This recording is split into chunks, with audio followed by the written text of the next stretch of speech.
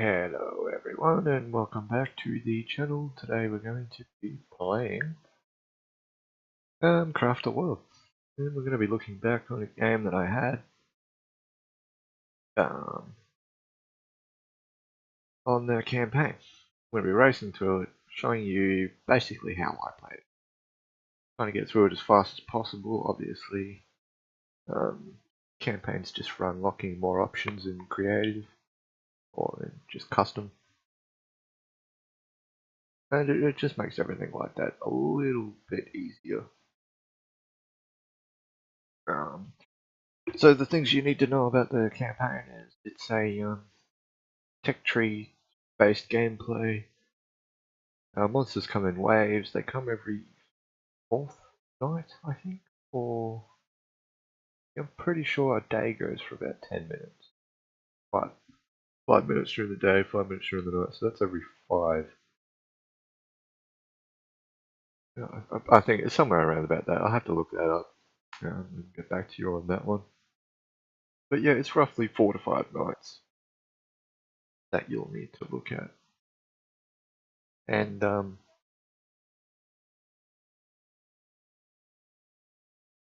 as you can see here, start out the game by getting rid of all these gravestones. Going a bit ham with my portals because that's pretty much what you need to do. You need to equip that portal down to your hotkey bar and then just start moving around. One of the best reasons to grab the gravestones at the start of the game is they provide rocks, which cobblestone, which can be used to make tools, which also doesn't complete a mission. As you'll see on the left-hand side of the taskbar, you have tasks. These are, but what they do is they give you experience for completing certain things that aren't exactly obvious, but if you do them, you get quite a hefty amount of experience. And one thing you've got to watch at the start of the game is getting to level 4 too fast. When you hit level 4, timer for the actual gameplay starts. So the first 4 levels is really just a momentum stage, and the faster you go, the worse off you are. So one thing I want to do is I don't want to dig cobblestone because one of those tasks is to dig a tunnel, and I think it's 5 blocks, 10 blocks, I don't know, it's something like that. It's just digging a tunnel. So in general, I just don't dig at the start of the game until I'm ready to, obviously. And clearing out those gravestones gives me the cobblestone that I need to make tools. I don't have to dig for it, therefore I don't level up as fast, and I can screw around a little bit longer, getting wood, getting cobblestone, clearing out the land, getting animals, wool, and also letting the sheep grow wool. At the start of the game they don't have wool, there's maybe a 1 in 3 chance they'll have wool, and there's generally only one sheep that has wool out of like 4 or 5. Sometimes there's only 3. And you want to let them grow wool because you need it. It is a huge part of the game early on. And yeah, you use wool a lot. You don't want to get trapped in your tech tree, and wool is huge in your tech tree. It's the first 50 to 60%. If you get stuck with wool, you'll usually notice it'll take about a week in game, 7 days, for you to get the right wool to get through the tech tree because you didn't plan for it in advance. And that can be a huge problem. Sometimes you'll be lucky and you'll come across, oh yeah, there's like 5 sheep, all with wool. I'll just go get all those and it'll take me a day. And bam, you pass the tech tree. But yeah, so always plan at those 2 things. You know, cobblestone only get from the land, don't go down to get cobblestone. And animals, make sure that you're killing sheep when they have wool on them. If they don't have wool, don't kill them. Let them grow the wool so that they have a 100% chance to drop. They don't have wool on them when you kill them. You basically never get wool. You can, but the chance is so low that I'm pretty correct in saying that you're not going to get wool. Here we go, I've hit level 4, and now the monster wave is going to start. So now that the game's actually started, I'm going to start building my defenses, or building my house, should I say. Now in multiplayer, this is a little easier. Generally, you only want your house to include your beds in multiplayer, because monsters really don't care about construction facilities, but in this there are so many monsters that they'll just kill everything. Everything that's in their way they'll destroy. And that's mostly because everything has a health bar in multiplayer. Most buildings don't have health bars in single player campaign. Only your dwarves do. So you can't die as long as you stay in the game, is what I'm trying to say. It just amounts to time. You lose dwarves, you lose time, so forth. So it's all about efficiency. The less dwarves you lose, the better off you'll be. Now, as I dig out my place, it's going to take quite a long time to get set up. I just have to make sure I have my defenses set up within 40 minutes, which is basically in-game time. It's about 20 minutes. It takes 50 minutes for each wave to spawn, and 10 minutes for the wave to happen, I think, somewhere thereabouts. So, I got plenty of time. But in-game time, it's half, because it's on ×2. And as you notice, the footage that I'm showing you is twice as far. So this is 4 times gameplay. Now, here are the goblins. Now, you'll notice I build clubs. I need these goblins. This is one of the easiest things about level 1 in the campaign, is the rewards that you get for doing the conditions. No, not conditions. They're like side quests. The goblins spawn. They're not really quests, but they're monsters that spawn on the land. And there's something to every level, except the 3rd level, which it's more or less, a kick in the balls.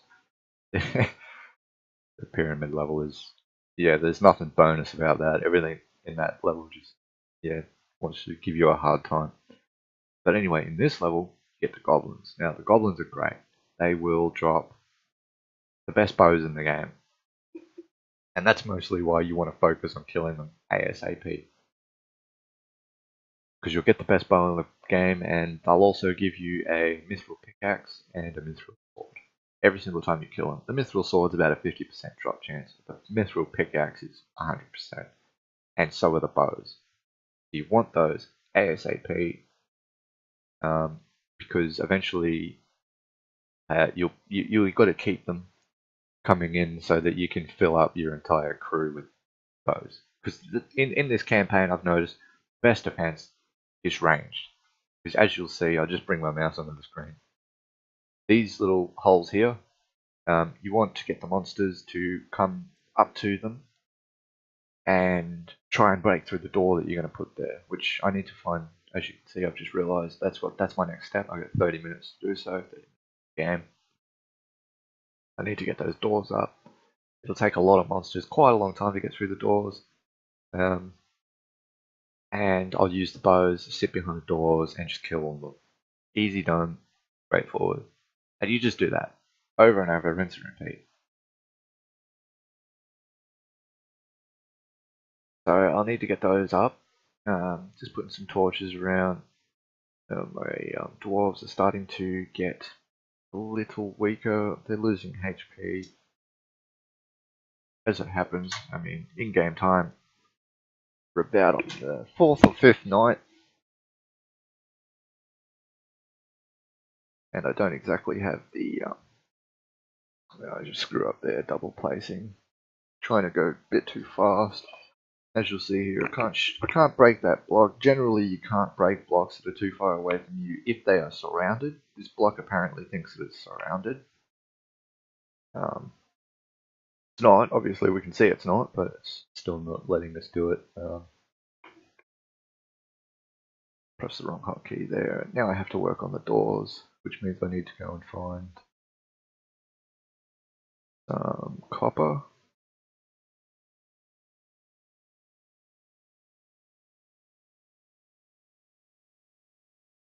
This is one of the best ways to collect ore that is around your structure. Just to replace it, because I'll do two things at once. A lot more efficient than destroying it and then telling them to go rebuild it. Because you want to keep your shaft as constructed as possible. Makes it a lot easier to dig. As you can see here, I'm building out the path. So that if I do take control of the dwarf, they already have set instructions out that they have to do. You can see the dwarves are starting to complain. That's another thing that you have to watch. You have to watch they complain. They're nag meter, really. It's the more often they ask to do things, the more they'll stop, and they'll stop doing things. This lowers your efficiency, it lowers your speed. The hungrier they are, the more often they'll do it.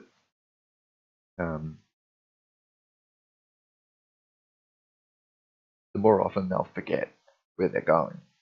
And the more often they'll look to get food, which is something that is just, yeah. I've only gotten level 1 bows, or level 2 bows here. There are 3 levels. Oh, that's it. Yeah, that's another thing. They give you, the goblins give you 3 level 3 bows, 3 level 2 bows, and no level 1 bows. So that's great.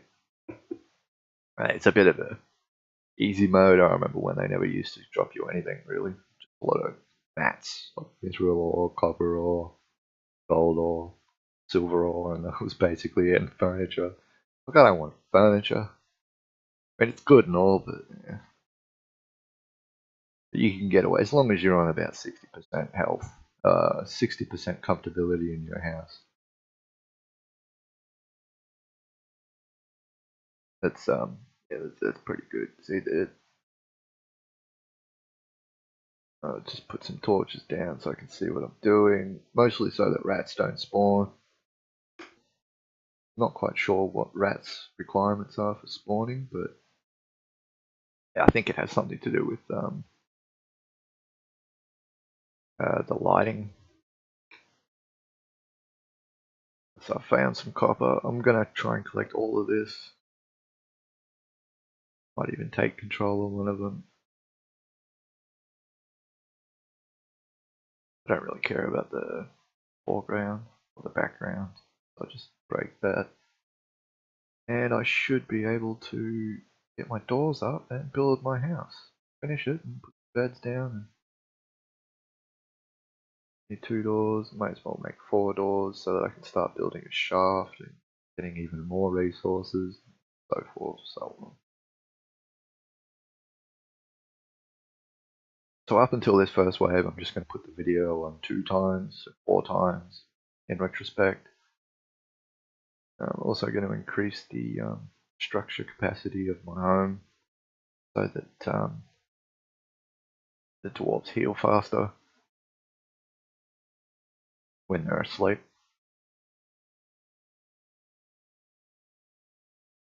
But yeah, I'm just going to leave it on 4 times for the moment. I will increase it after this first wave, just so that you can see how I started off the game. As you can see, the dwarves are idling, fine. Next task, I need to level out the attack path. And don't be afraid to put ladders like this either. I mean, you can control the dwarves all you want and do stuff, but it is so much easier just to place a ladder and then remove it later in some instances.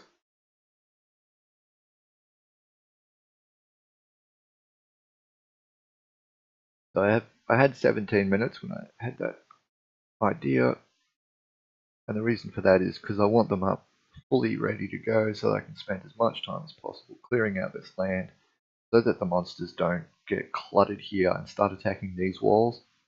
I want them to be attacking the door. So I level out the land as much as possible. Don't really care about the water right now, so I'll just let that fish die and level out the land. I'm not going to be able to get that. Just finish off that structure so that there's less area to put comfortability in, which I don't think really matters.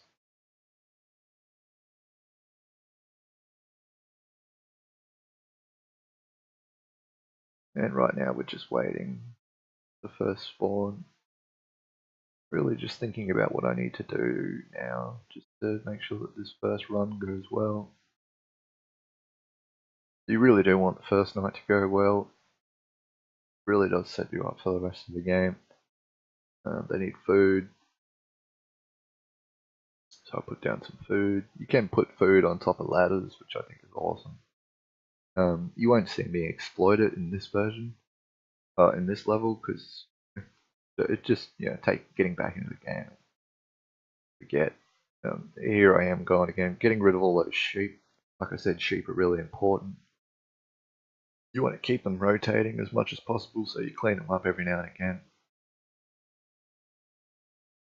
You can build farms later on, but by the time you can build farms, they're generally useless. You don't need string, so it's a complete waste of time.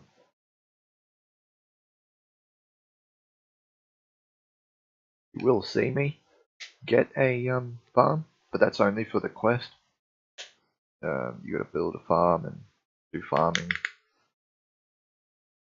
You can generally just do it by picking the crops, but yeah, I think there is another quest or task to actually make a farm properly.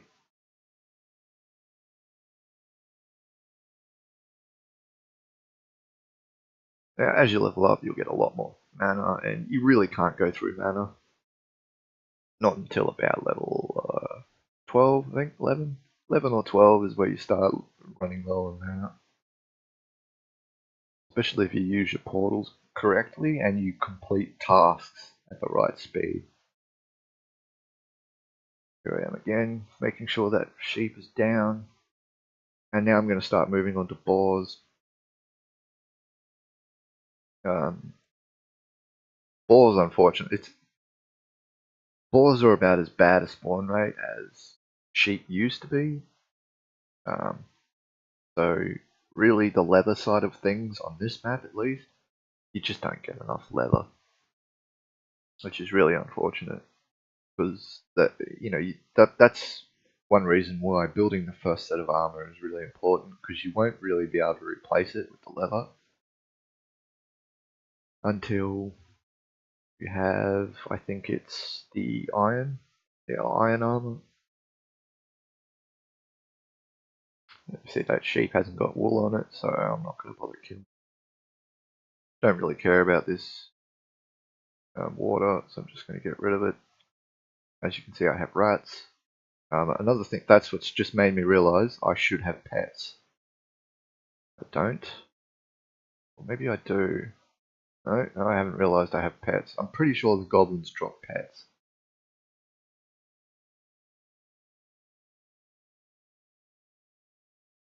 I'm looking. I can't see. Yep, it should be in there. Am I going to check? No, I haven't gotten pets. I'm just checking to see what the goblins gave me. As you can see, I'm just going to put all of these in just to increase the comfortability of my home. Just to increase the healing rate when the dwarves are asleep. Can't put that in, so I'm just not going to bother. Like I said, you don't really need a high comfortability. 100% is pretty easy to get. It really does come down to the structure. If your walls are strong enough, then nobody really cares.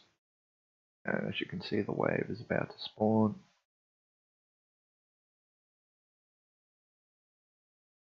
I'm going to get everyone ready back at the... just so that there's nothing in their queue, so they're not running off to go and do stupid stuff.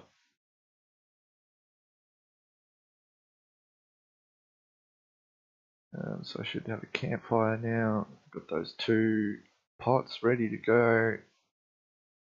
Make 2 campfires. I always make 2 of everything, because put one there, put one there. And the steak is generally the best for a lot of the missions. On this mission I'm going to be a little bit stingy, go with the salad. You generally want 2 types of food, so that the dwarves don't go, I don't want to eat this anymore. they have an option. If they have an option, they generally don't complain. Actually, no, they don't. They don't complain. If you have 2 options, they'll never complain. So I finished that first wave, easy done, because I killed the goblins. Goblins are pretty easy. I mean, as long as you're like level 6, the first goblin spawn is easy to deal with. So now what I'm going to do is we're just going to increase the speed. Probably go up to ×4.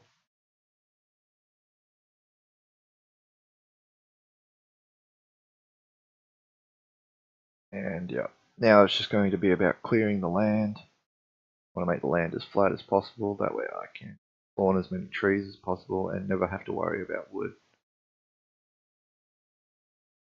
And while they're doing that, I'm going to control this dwarf.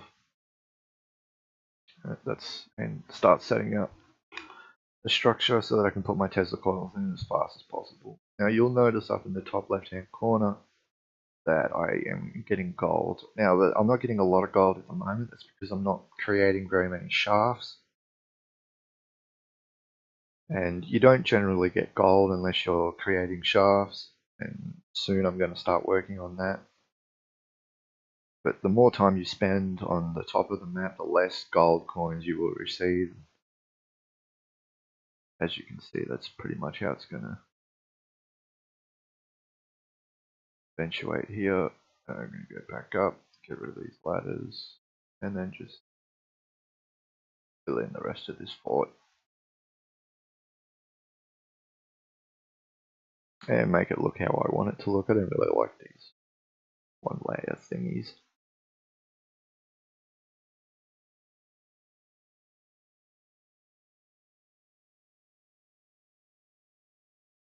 I'm using these ladders like scaffolds, just because it makes the life so much easier when you place them.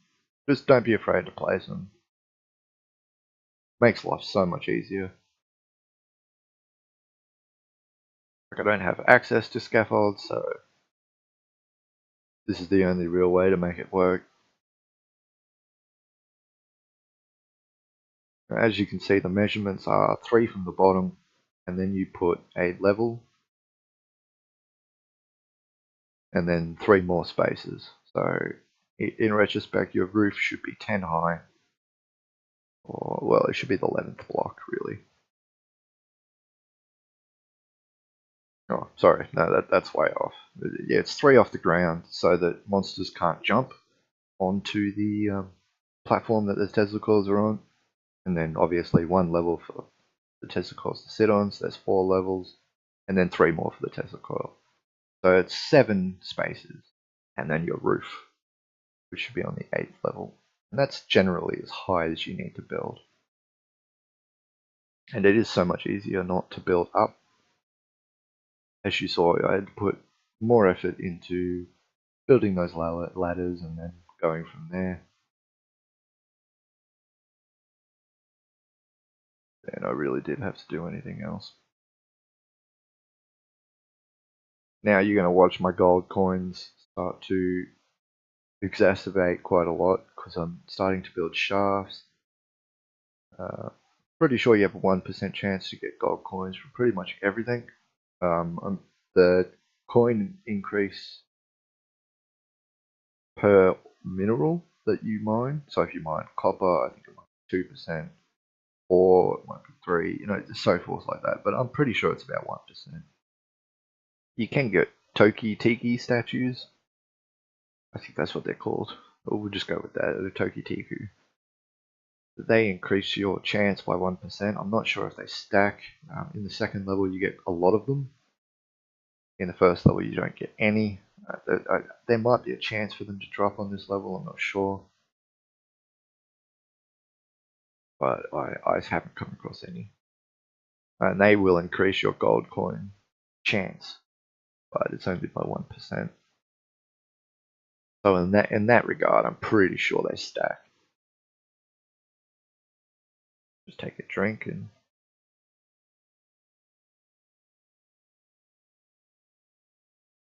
now I'm going to continue to level out the land.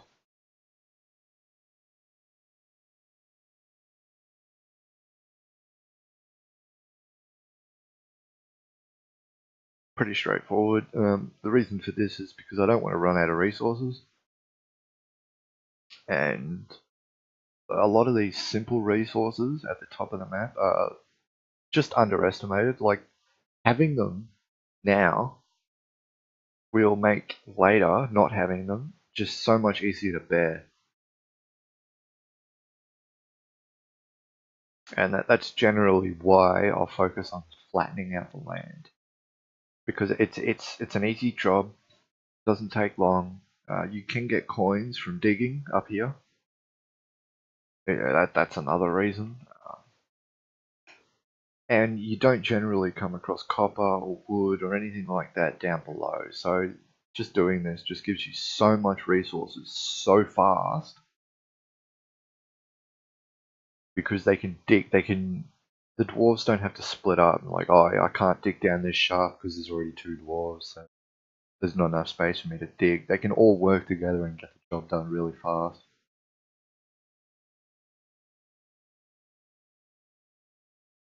And now I'm just multitasking. I'll go down here now before the wave spawns. I don't want them out and about, even though there are just a couple. So I'm just making sure the portals are down so they can get back before this wave spawns.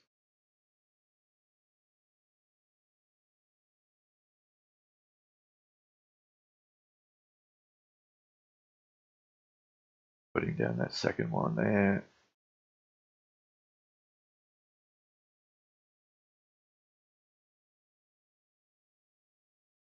Now I'm focusing on water, just because I mean it really is important.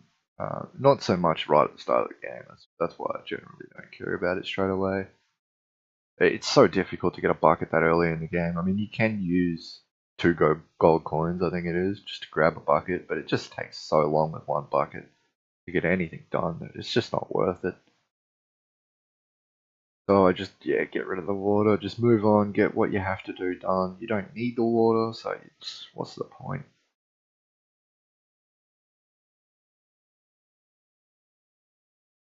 Right, now the wave is spawning. Not really going to focus on it. I mean, I'm so strong right now. Absolutely no problem.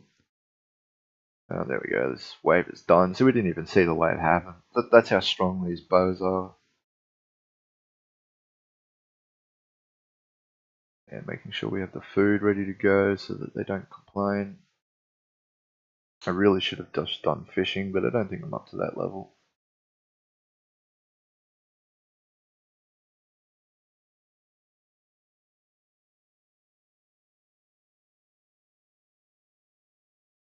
Just equipping a better axe so that I can focus on wood. Now the next goblins should be spawning right about now. I think they spawn every second wave. Or once they're killed, of course. You need to kill them to make the second wave spawn.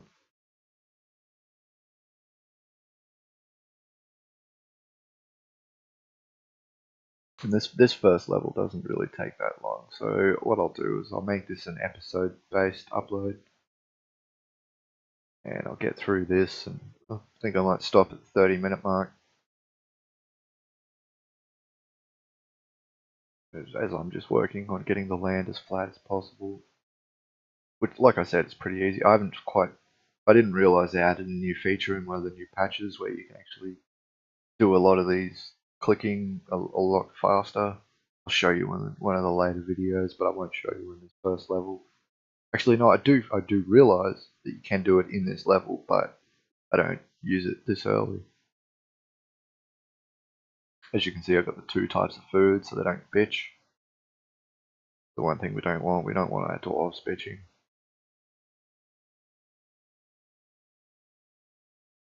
And that is, like, you can use any type of food, as long as there's 2 types of food.